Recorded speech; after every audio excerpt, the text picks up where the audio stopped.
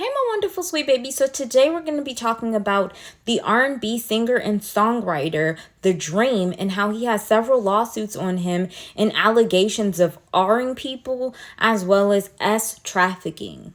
So today it actually dropped that the singer and songwriter The Dream allegedly is accused of R-ing his protege, and the protege's name is very out there. I'm having a really hard time trying to pronounce it, but it is a very pretty name. So hopefully I don't butcher her name, but I believe her name is Shanaz Monroe. And she goes by the name Shani Monroe, like as her stage name. So she's claiming that back in 2015, when she was a protege of The Dream, he had allegedly trafficked her, he had R'd her, he had just done a lot of abuse. And much like the Big D deviant Diddy, The Dream allegedly was using this as a way to let Shani know that he was going to help her further her career.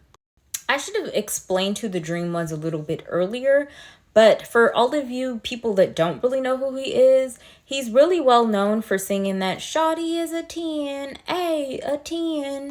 And he's known for singing that song, the falsetto song, the ooh, ooh, baby. That's him too.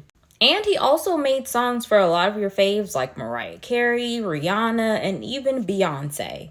Him and Neo were going back and forth as competing of being who could be the best singer-songwriter because they were making a lot of bops that we know from today. He even dated Christina Milian and they have a child together. They were honestly in a very brief marriage, and even when he was with Christina Milian, things ended very abruptly. I felt like, there was some form of abuse that The Dream had done previously, so I was trying to look up if it had been with Christina Milian, but unfortunately I wasn't able to really find anything, but I could have sworn that that was something that was linked to him years ago, allegedly. But it did state that after less than a year of marriage, Christina Milian and The Dream actually called it quits. And after further researching, she had actually alleged that he had been with his assistant, and the assistant and The Dream were, getting down and dirty. So the alleged victim of this whole entire situation, Shani Monroe, this is a picture of her. She doesn't really post much of herself, and she does kind of keep a low-key profile. I honestly feel like she knew that this was going to be something that happened and went extremely viral because when I went to her Instagram page, it was private. After going to her Twitter/X account, I was actually able to find a picture of her because she really keeps a low profile. And of course, The Dream has quickly come forth and spoken out on these allegations. And of course, he was going to deny every single allegation that was thrown his way.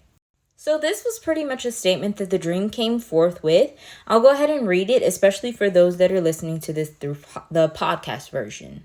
So it says here in a statement supplied by a representative, Mr. Geestedale, or whatever the hell. This is The Dream, okay? This is what he denied the allegations of. He said, "These claims are untrue and defamatory." He said in the statement, "I oppose all forms of harassment and have always strived to help people realize their career goals. As someone committed to making a positive impact on my fellow artists and the world at large, I am deeply offended and saddened by these accusations." So here's my thoughts. I'm not sure if I've told you guys this before, but every time a person comes out and says anything on celebrities, I automatically believe them. No matter how crazy and fabricated a story sounds, I'm going to believe the victim. The reason being is because this woman has lived a very low-key life and the statute of limitation has almost dwindled out. Don't you think it's a little bit crazy that every time a situation comes forth, the statute of limitation is either almost over or it's completely over? This part that I'm going to make up is a complete conspiracy in regards to this, but I feel, in my personal opinion, that a lot of the times these things happen primarily because these artists or these songwriters, these producers, these big time celebrities are actually putting these people under contracts in which they, put these things in fine print, that if they do come forth and say anything within a certain time frame, they could legally sue them and drain their pockets for everything they have. Now think about it. A songwriter or a person that's up and coming, they don't have any money for, legal fees or anything. And especially when it comes down to people suing them for large masses amounts of money, like millions of dollars and things of that nature, the ordinary person that is up and coming does not have the money to even withstand a lawsuit. So unfortunately, these people that are in high powers and that are in control of these people's careers, they have the upper hand to literally drain these people's pockets before they can even build up some sort of revenue. Which is why I don't believe the, high up there people. I always believe the victims, especially when it comes down to celebrities or high influential type figures. I always believe the victim. And then people love to say, oh, well, they're just doing this for money. Well, if something had ended up happening to your career or something had ended up happening to your livelihood in which you weren't able to, go to the heights that you really wanted to because someone stunted your career and blackballed your career and blackballed you from getting work, why not sit here and finally speak forth when able and, get some form of financial stability after being put in a financial burden?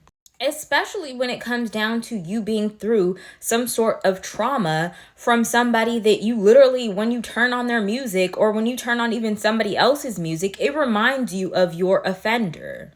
And I know a lot of people are probably going to bring up Beyonce and Rihanna and all these other people and how, oh, well, if this was the case, why didn't he do these things to them? Well, maybe he didn't do these things to them simply because they had already made a huge name for themselves. And who knows? He more than likely probably did do these things to them. And they probably were just more willing to let things slide compared to a lot of other people. Because honestly, there's some times where I look at Beyonce and she looks completely empty inside. But once again, I just want to say that all of this information is alleged. Most of it is my personal opinion. And these allegations against the Dream are just allegations at this point. We have to, just continue to call him guilty until we have to continue to call him innocent until he's proven guilty. But I 100% stand with the victim. But that's my opinion. What's yours?